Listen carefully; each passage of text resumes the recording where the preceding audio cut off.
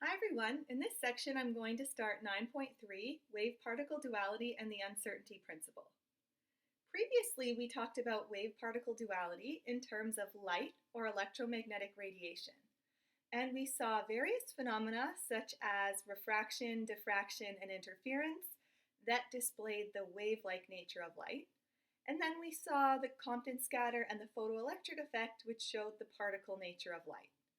So the question is, which is it? Is light a particle or a wave? And this comes down to the principle of complementarity. This says that we need both models, the wave model and the particle model, to fully explain the nature of light, but we will never use both at the same time to explain one observation or phenomena. So that means that every characteristic of light can be explained by either the particle model or the wave model, but not both at the same time.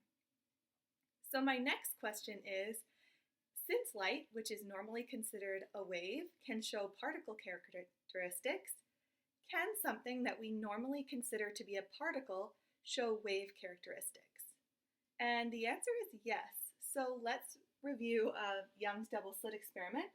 We had two coherent wave sources incident on a double slit, and they produced an interference pattern of constructive and destructive interference fringes.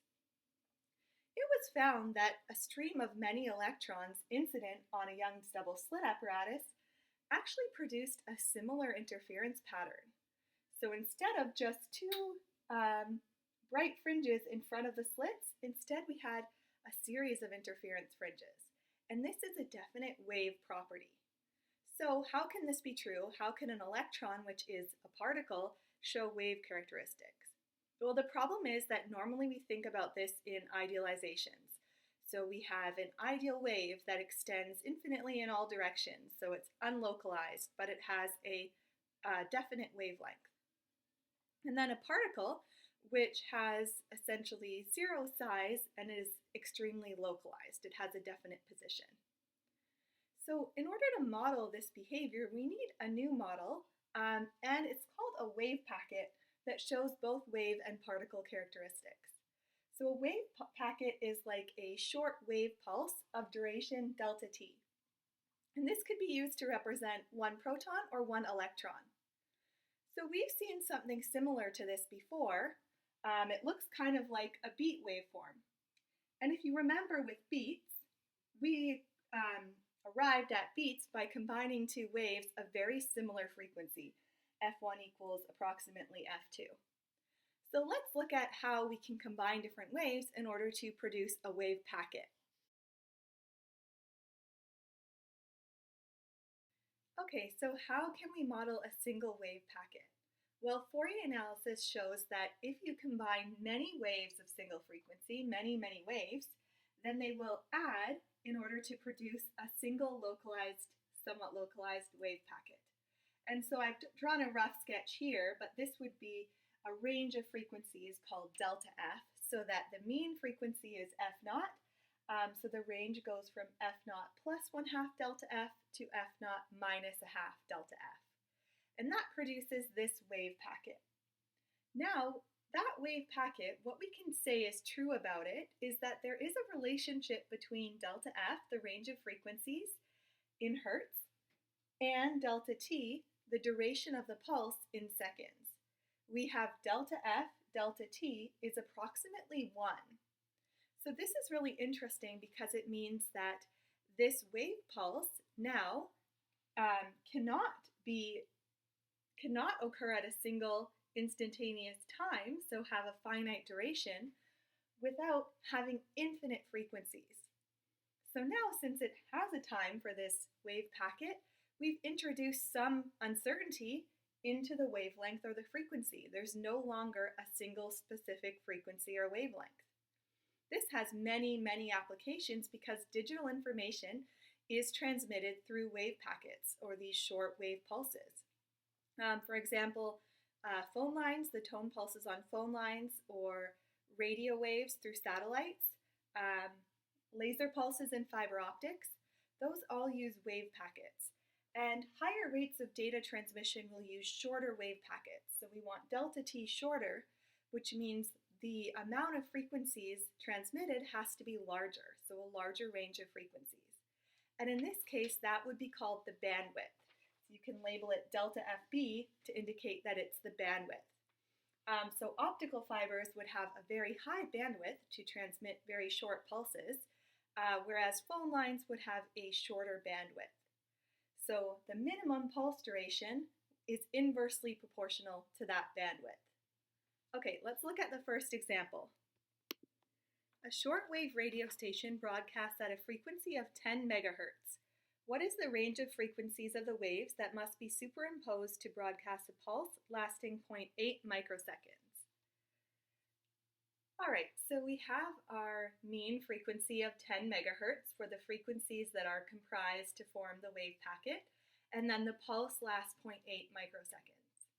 So from this relationship, delta F, delta T is approximately 1, we can find that range of frequencies. So solving for delta F, it's approximately 1 over delta T, so 1 over 0.8 times 10 to the negative 6 seconds, which gives 1.25 times 10 to the 6 hertz, or 1.25 megahertz. So then the range of frequencies has to range from F minus a half delta F to F plus a half delta F, as I showed previously. So that range, if we subtract from 10, 1/2 of 1.25, it's 9.375 megahertz. And then if we add 1/2 of 1.25, we get 10.625 megahertz. So now we have the range of frequencies that has to be added in order to create this wave packet. So far when we've talked about uncertainty in position or speed of particles or objects, that has only been due to sources of experimental error and experimental errors that can cause uncertainty. We've just seen, however, that on the quantum scale, there are some inherent uncertainties in the wavelength and in the time duration of a wave packet. So Heisenberg took that and he extended this uncertainty to apply to all particles. So the Heisenberg uncertainty principle looks like this. We have delta x, the uncertainty in the position of the object, times delta px, the uncertainty in its momentum, must be greater than or equal to h over 2. That's Planck's constant divided by 2. This is really interesting because this principle tells us that we cannot simultaneously know the position and the momentum of a photon or any other particle with any precision. So if we were to know the momentum exactly, that would mean that it would have to have infinite position because these are inversely proportional. And the same is true. If we were to know the position exactly, that would mean essentially that we have no information about the particle's velocity. So this relationship is telling us that we cannot know both at the same time. And you can look up a derivation of this. Sometimes you'll also see the uncertainty principle written as h over 4 pi, but really it's the magnitude of this relationship that is important here. So I've written this for the x-axis, but we can apply a similar relationship to the y or the z-axis as well. Okay, let's look at some examples. The speed of an electron is measured to be 5 kilometers per second to an accuracy of 0.00300%. Find the minimum uncertainty in determining the position of an electron.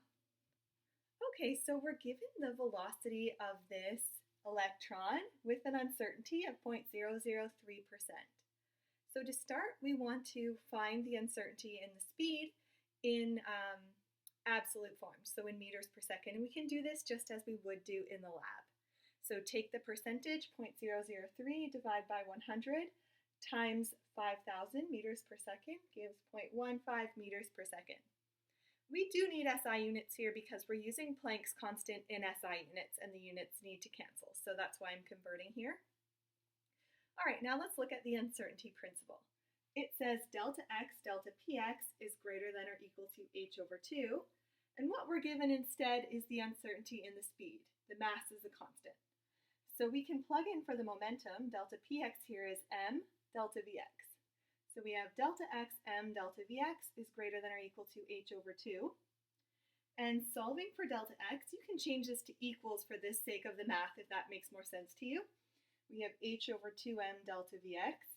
So plugging in Planck's constant, 6.626 times 10 to the negative 34 joule seconds, divided by 2 times the mass of the electron, 9.11 times 10 to the negative 31 kilograms. And then this is 0.15 meters per second, the uncertainty and the speed, gives 2.4 times 10 to the negative 3 meters. So 2.4 millimeters. So again, our uncertainty in the velocity means that we have a corresponding uncertainty in the position of the particle. And if we knew one exactly, that would mean the other uncertainty is infinite. So the more precisely we know one quantity, the less precisely we know the other. Okay, let's do one more example. Okay, a 1 micrometer diameter dust particle is confined within a 10 micrometer sided box. The mass of the particle is 10 to the negative 15 kilograms. Can we know for certain if the dust particle is at rest? So, based on the Heisenberg uncertainty principle, we can say no, we can't know for certain that the particle is at rest. If we had no idea where the particle was, infinite uncertainty on its location, we could say, yes, maybe we know for sure that it's at rest. But we don't. We know that it's confined to a box, so there is a limit on that location for the dust particle, which means we can't know its velocity exactly. There is also some uncertainty in its velocity. So in this question, delta x is about the side length of the box, which was 10 micrometers. Since we know it has to be somewhere within the box, and we're only talking about the x direction here. So going to the principle, we have delta x delta px greater than or equal to h over 2. And then again, we have delta x plugging in for the momentum m delta v is greater than or equal to h over 2. So we can set that equal to find the lower limit. This is giving us the minimum uncertainty again. So delta Vx equals h over 2m delta x. So Planck's constant, 6.626 times 10 to the negative 34 joule seconds, divided by 2 times 10 to the negative 15. Oh, that's kilograms. That's the mass there. And then 10 times 10 to the negative 6 meters for the side length of the box. And that gives us 3.3 times 10 to the negative 14 meters as the uncertainty in the velocity of that dust particle. Okay, that's all for this section. Let me know if you have any questions.